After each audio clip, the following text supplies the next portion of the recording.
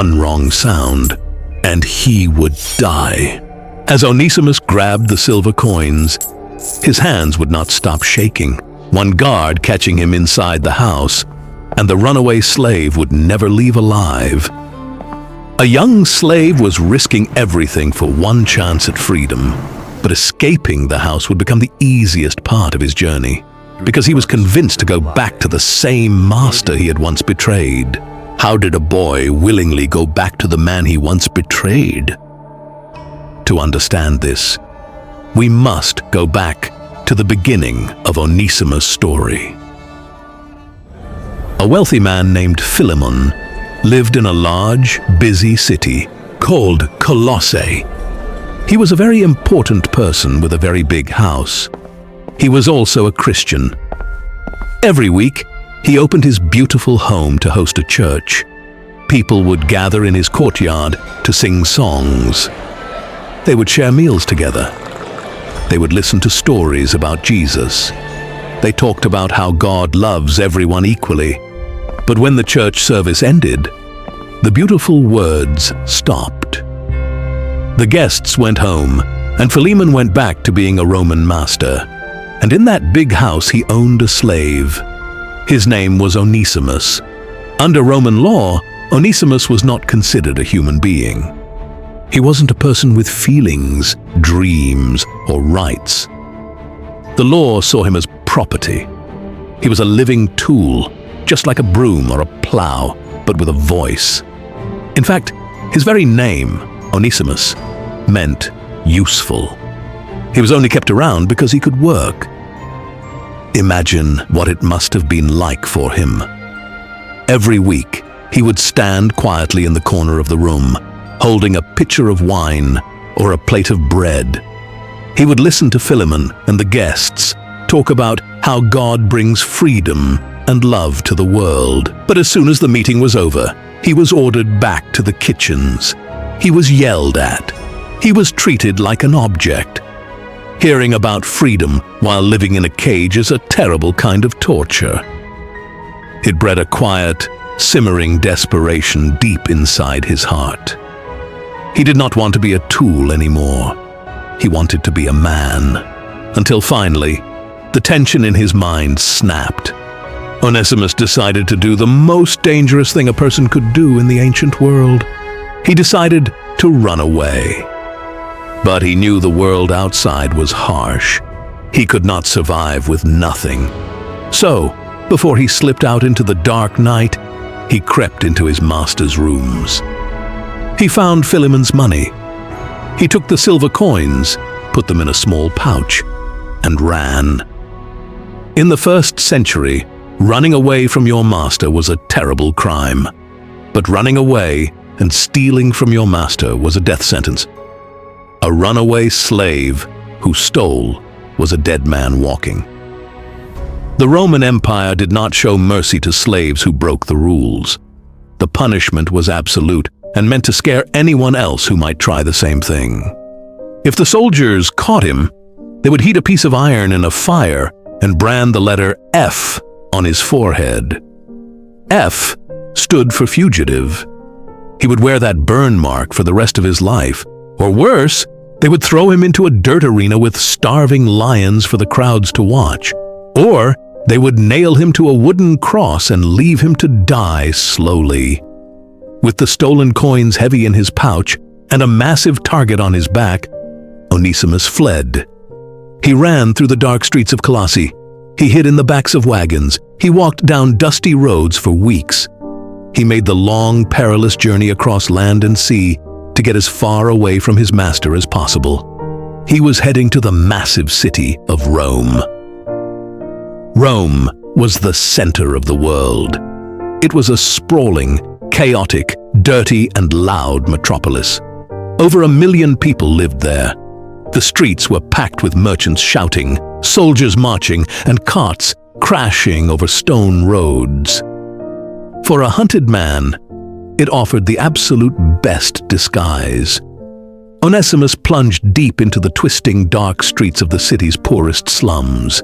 He rented a small corner to sleep in. He bought fresh bread. He tried to blend in with the massive crowds. He tried to build a new life, but there was a problem. The stolen money did not last forever. Slowly, day by day, the coins in his pouch disappeared. When the very last coin ran out, the cold, harsh reality of his situation set in. He was a man with no money, no legal standing, no family to help him, and no protection. He could not just go get a normal job because someone would ask who his master was. He was completely alone. He started to starve, and worse than the hunger was the fear. Every single knock on a wooden door made his heart stop. Every lingering glance from a Roman soldier in shiny armor made his blood run cold. He knew that bounty hunters made a living by catching runaway slaves and bringing them back for a reward.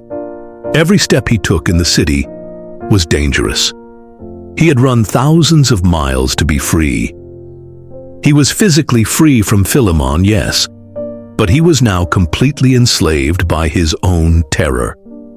He was trapped in a prison of his own mind. Then, in the middle of this dark, terrifying life, he crossed paths with one man. His name was Paul. Paul was a famous apostle of Jesus, but he was not standing on a stage preaching to thousands of people. Paul was a prisoner. He was under house arrest, waiting to stand trial before the most powerful man in the world, the Roman emperor. Because he was a high-profile prisoner, Paul was chained by the wrist to a heavily armed Roman guard 24 hours a day, 7 days a week. We do not know exactly how the starving runaway slave found the chained old man.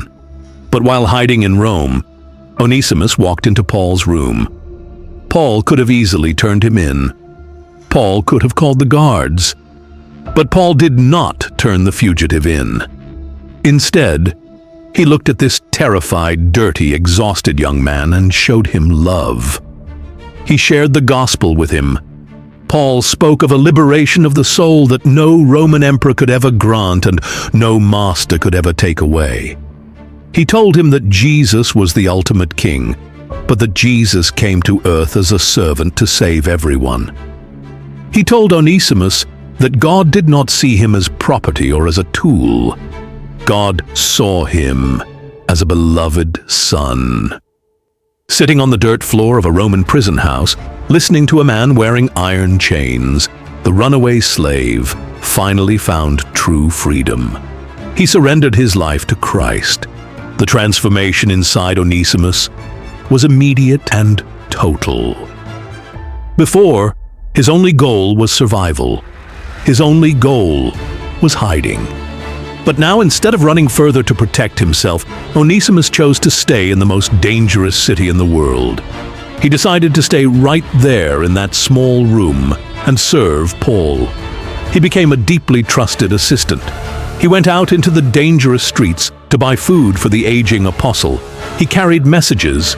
He cleaned the floors. He washed Paul's clothes. For the first time in his entire life, Onesimus lived up to the meaning of his name. He was incredibly useful. He was not serving because he was forced to by a whip. He was serving because he wanted to out of love. Paul grew to love this young man deeply. Paul would later write a letter saying that Onesimus had become his very heart. They were like father and son. Months passed like this. It was a beautiful time of healing. But Paul was a wise man, and he knew the harsh truth of the law. Under Roman law, Onesimus still legally belonged to Philemon. The fact that Onesimus was now a Christian did not change his legal status in the eyes of the empire. Keeping Onesimus in Rome meant Paul was actively harboring a known fugitive. That was a serious crime, but there was something even more important than the Roman law. It was the law of love. Paul knew that keeping Onesimus meant leaving a deep, painful, unhealed fracture between two Christian brothers. Philemon was sitting back in Colossae, feeling betrayed and robbed. Onesimus was sitting in Rome, carrying the secret guilt of what he had done. You cannot build a new, beautiful life on top of a stolen, broken foundation. The wrong had to be made right. The stolen money had to be accounted for. The past had to be faced. Paul made an agonizing, heartbreaking decision. He looked at the young man he loved like a son, and he told Onesimus he had to go back. Think about how terrifying that sentence must have been. To go back to Colossae was to walk directly into the jaws of a legal system that demanded his blood. Philemon had every right to execute him on the spot. No one would stop him. In fact, the law would demand that an example be made to deter the other slaves in the city from running away. Yet, Onesimus agreed to go. This is the true proof of his changed heart. He was no longer a terrified fugitive running from his past. He was a brave man, filled with faith, willing to face the deadly consequences of his actions to make things right. Finally, he arrived.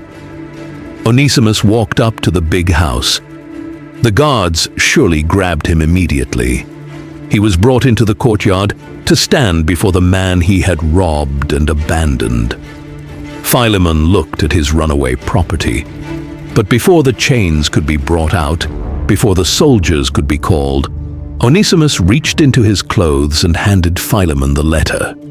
Philemon unrolled the paper and began to read. In that letter, Paul made a radical, world-changing request. Paul did not use his power as an apostle to order Philemon to release the slave. Instead, he appealed to love. He reminded Philemon that they were all saved by grace. And then he asked Philemon to forgive Onesimus. Paul wrote, "I appeal to you for my son Onesimus, who became my son while I was in chains. He is coming back to you." Then came the line that would echo through history. Paul told Philemon to welcome Onesimus back, no longer as a slave, but better than a slave, as a dear brother. Paul was asking for the impossible. He was asking a wealthy Roman master to completely shatter the social rules of the empire right inside his own home. What about the crime? He was asking Philemon to embrace his runaway property as a spiritual equal. He was asking him to seat a criminal at the same dining table. But what about the crime? What about the silver coins that were stolen? Paul removed that barrier completely. He wrote, "If he has wronged you or owes you anything, charge that to my account. I, Paul, am writing this with my own hand. I will pay it back." Paul took the debt of a guilty man and placed it on his own shoulders. The Bible does not record the exact look on Philemon's face in the moment he finished reading those powerful words, but history tells us the outcome. We know the outcome because the letter itself was saved. It was preserved carefully. It was copied by hand over and over again. And eventually, it was bound into the sacred scriptures of the Christian faith. It is in the Bible today. That never would have happened if Philemon had torn the letter up and executed his slave. It was kept because Philemon did exactly what Paul asked. He dropped his anger. He gave up his rights. He forgave him. And so ends the true story of Onesimus, a man who had every reason in the world to keep running, but chose to turn back. These videos take many hours to make. If you could, please like and subscribe. Also, we want to know which countries our viewers are watching this video from. Please comment the country you are watching from. Thank you. Until the next video.